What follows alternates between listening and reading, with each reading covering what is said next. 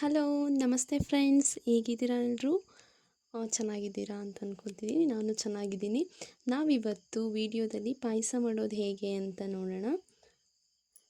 First ಒಂದು stove ಹಚ್ಬಿಟ್ಟು ಒಂದು ಪಾತ್ರೆನ stove ಮೇಲೆ ಇಡಿ. ಆ ಪಾತ್ರೆಯಲ್ಲಿ ನೀರು ಹಾಕಿ ನಂತರ ಅದಕ್ಕೆ ಸ್ವಲ್ಪ ಬೆಲ್ಲ ಹಾಕಿ ಕರಗಿಸ್ಬೇಕು. ನೆಕ್ಸ್ಟು ಇನ್ನೊಂದು ಕಡೆ ಸ್ಟವ್ವಲ್ಲಿ ಸ್ವಲ್ಪ ಅಕ್ಕಿಯನ್ನು ಹುರ್ಕೊಳ್ಬೇಕು. ಅದು ಯಾವ ಥರ ಅಂದರೆ ಅದು ಕೆಂಪಗಾಗಬೇಕು, ಆ ಥರ ಹುರ್ಕೋಬೇಕು.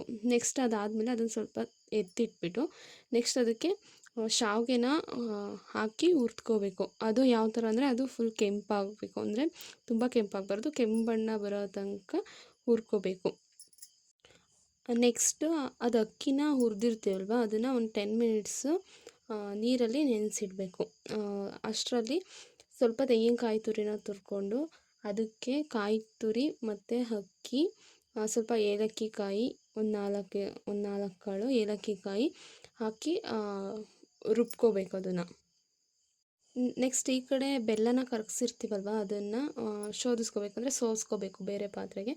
ಅದಾದಮೇಲೆ ಅದನ್ನು ಸ್ವಲ್ಪ ಕುದಿಯೋಕ್ಕೆ ಇಡಬೇಕು. ಅದು ಕುದಿ ಬಂದಮೇಲೆ ಇಲ್ಲೇನು ರುಬ್ಕೊಂಡಿರ್ತೀವಿ ನಾವು ಅದನ್ನು ಅದಕ್ಕೆ ಹಾಕ್ಬಿಟ್ಟು ಸ್ವಲ್ಪ ತಿರುಗಿಸಿ ನೆಕ್ಸ್ಟು ಶಾವಿಗೆನ ಹಾಕಿ ಹುರಿದಿಟ್ಕೊಂಡಿರ್ತೀವಲ್ವ ಅದನ್ನು ಹಾಕಿ ತಿರುಗಿಸ್ತಾ ಇರಬೇಕು. ಅದು ಇಲ್ಲಾಂದರೆ ಅದು ತಳ ಹಿಡಿದ್ಬಿಡುತ್ತೆ, ಅದಕ್ಕೆ ತಿರುಗಿಸ್ತಾ ಇರಬೇಕು. ನೆಕ್ಸ್ಟ್ ಅದು ಕುದ್ದಿ ಆದಮೇಲೆ ಫುಲ್ಲೆಲ್ಲ ಕುದಿಯುತ್ತಲ್ಲ, ಅದಾದಮೇಲೆ ತಿರುಗಿಸಿ ಕುದ್ದಿ ಆದಮೇಲೆ ಅದನ್ನು ತೆಗೆದಿಟ್ಬಿಡ್ಬೇಕು. ತಣ್ಣಗಾಗೋಕ್ಕೆ ಬಿಡಬೇಕು ಸ್ವಲ್ಪ ಹೊತ್ತು. ಅದಾದಮೇಲೆ ಒಂದು ಗ್ಲಾಸ್ಗೆ ಅಥವಾ ಏನಕ್ಕಾದ್ರೂ ಹಾಕ್ಕೊಂಡು ಕುಡಿದ್ರೆ ಚೆನ್ನಾಗಿರುತ್ತೆ.